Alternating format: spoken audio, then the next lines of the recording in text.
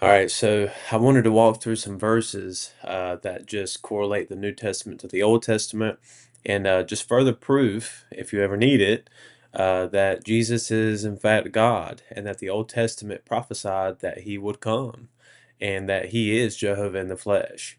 So we're going to start in Isaiah chapter 56, and I'm going to actually read the whole chapter to give all of this more context and meaning so it all kind of tie together.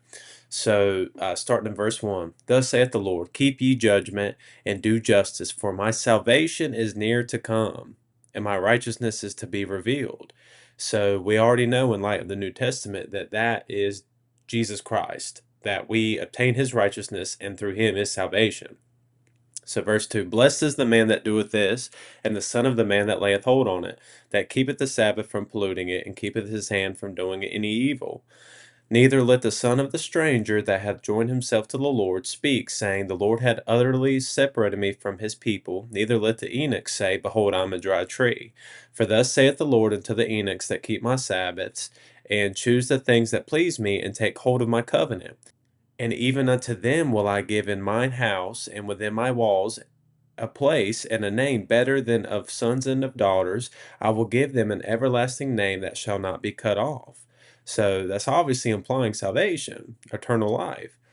Also, the sons of the stranger that join themselves to the Lord to serve him and to love the name of the Lord, to be his servants, everyone that keepeth the Sabbath from polluting it and taketh hold of my covenant.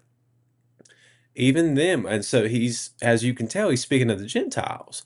And during the Old Testament times, this would have been a huge shock, right? Because the book of Isaiah is written, I think, somewhere around 600 BC.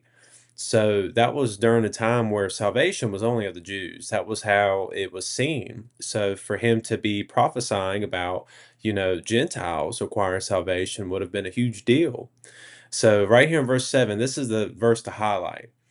Even them will I bring to my holy mountain and make them joyful in my house of prayer. Their burnt offerings and their sacrifices shall be accepted upon my altar, for mine house shall be called a house of prayer for all people. Verse 8 The Lord God, which gathereth the outcasts of Israel, saith, Yet will I gather others to him, beside those that are gathered unto him. So he's saying, I'm going to gather all the Gentiles. Now, verse 9, the theme changes. Now he's talking about evil people. Verse 9 All ye beasts of the field come to devour, yea, all ye beasts in the forest. His watchmen are blind, they are all ignorant, they are all dumb dogs, they cannot bark, sleeping, lying down, loving to slumber. Yea, they are greedy dogs which can never have enough, and they are shepherds that cannot understand. They all look in their own way, every one for his own gain from his quarter. Come ye, say thee, I will fetch wine, and we will fill ourselves with strong drink, and tomorrow shall be as this day and much more abundant. So, looking at these verses, it's obvious to tell that Isaiah is prophesying about a time where all people will come to the Lord's temple to worship Him. And like I said, I want you to bring your attention to verse 7, where it says that His house shall be called a house of prayer for all people, right? So, the Lord's house will be a house of prayer for all people.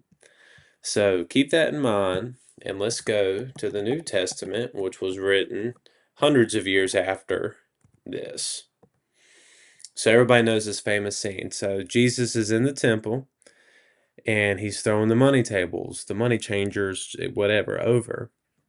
Right here in verse 12. And Jesus went into the temple of God, and cast out all them that sold and bought in the temple, and overthrew the tables of the money changers and the seats of them that sold doves, and said unto them, It is written, My house shall be called the house of prayer, but ye have made it a den of thieves.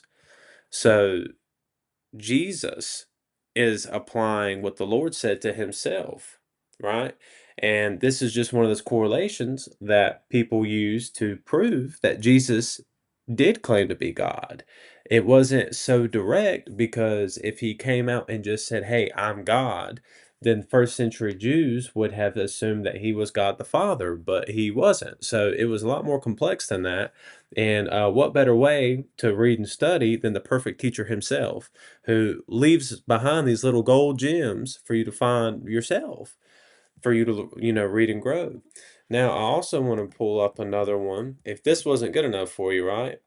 Let's look at another correlation.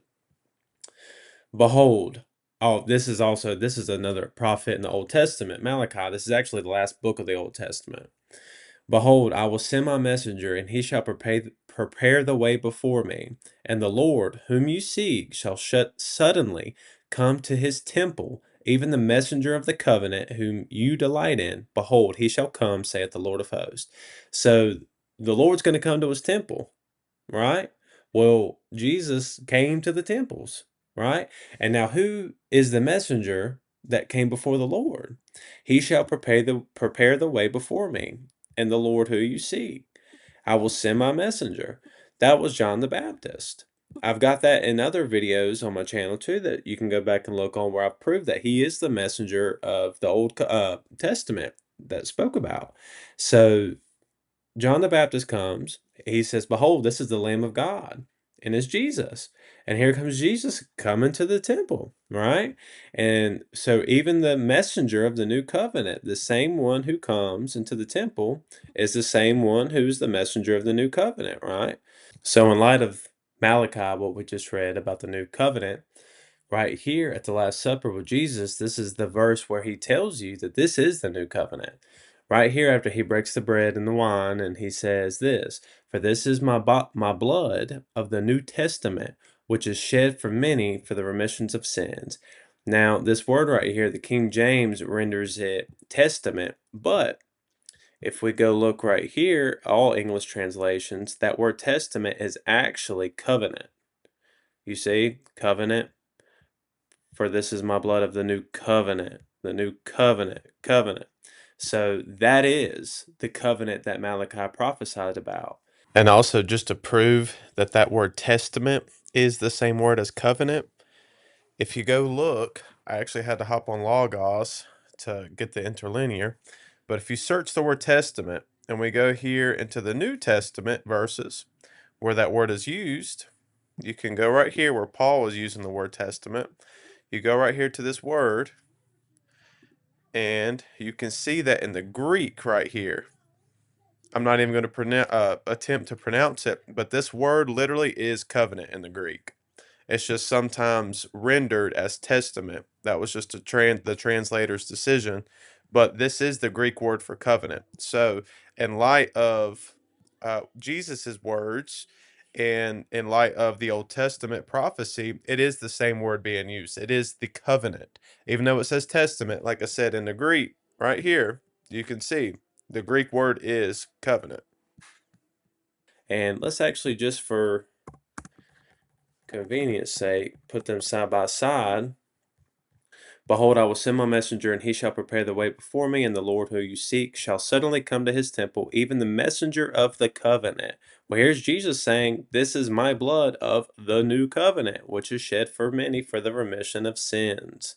So Jesus directly fulfilling Malachi. Now, if that's still just not good enough for you, I've got another one that is the same thing. I think this is the right verse. Yep. Behold, the days come, saith the Lord, that I will make a new covenant with the house of Israel and with the house of Judah. Now, let's actually look at the surrounding verses for these. Let's just do this right here and see if we can get some more context. But everyone shall die for his own iniquity. Every man that eateth the sour grape, his teeth shall be set on edge. Now, this is actually some more context behind this is up until then, it was, you'll find a lot in the Old Testament where it says that the Lord will punish men up until the third or fourth generation, right? So if I was a sinful man, then my children and their children and their children could potentially be punished for who I was and how sinful I was. But in Jeremiah, he talks about how there's going to be a time and a day and a place where that's no longer the case. And we've already read verse 31, so let's look at 32 and 33. Not according to the covenant that I made with the fathers in the day that I took them by the hand to break them out of the land of Egypt, which my covenant they break, although I was a husband unto them, saith the Lord. But this shall be the covenant that I will make with the house of Israel. After those days, saith the Lord, I will put my law into their hearts, into their inward parts, and write it in their hearts, and will be their God, and they shall be my people. So what happens when you believe on Jesus Christ? You get born again. God gives you a new heart. And that's exactly what this right here in 33 is talking about. How he'll write the law on your hearts, and his name is on your heart. And that's how you change. That's how you become born again. Jesus, the Holy Spirit, and God the Father, they come and take residence inside your heart. They come and build their tabernacle inside your heart, and they dwell within inside of you. That's how you're born again. So I just hope that these verses kind of show you how Jesus did claim to be God, and how the Old Testament did prophesy about him, and how he would come and bring salvation for all the people, and how also the Gentiles would be grafted in, the Gentiles would be a part of the salvation. And that's exactly what you see with Jesus when he breaks down those walls and barriers from the Jews and the outside world. And it's actually interesting to note that the very first person that he actually told that he was the Messiah was a Samaritan woman, which culturally was a big deal because the Samaritans were right next to Israel, but they were essentially like half breeds. They were half Jewish and half Gentile. And so the Samaritans built a temple and they tried to be like Jews, but the actual Jewish people from like the real true bloodline, they would kind of demonize them and say, no, you're not really a part of us and you really don't have salvation. Well, Jesus actually spoke to the Samaritans, at the Samaritan woman at the well, which is another huge thing. He's the very first person that he revealed to that he was the Christ was a woman, which just is completely contrary to the culture at the time, but also was a Gentile woman, which was yet again another huge deal that was just not, to be expected from the Messiah. So, yeah, Jesus definitely threw everybody a lot of stumbling blocks, but now I'm just thankful that I was born in a time and a day where we just have the whole scope of the Bible to read and research about him, so that way we do have the fullness of the truth. And, cultural, stereotypes and stuff like that won't get in the way of the true Jesus that we know and love. So I hope this was a help. I hope this is a blessing. And with that being said, Jesus Christ died, he has risen, and he's coming again. Peace.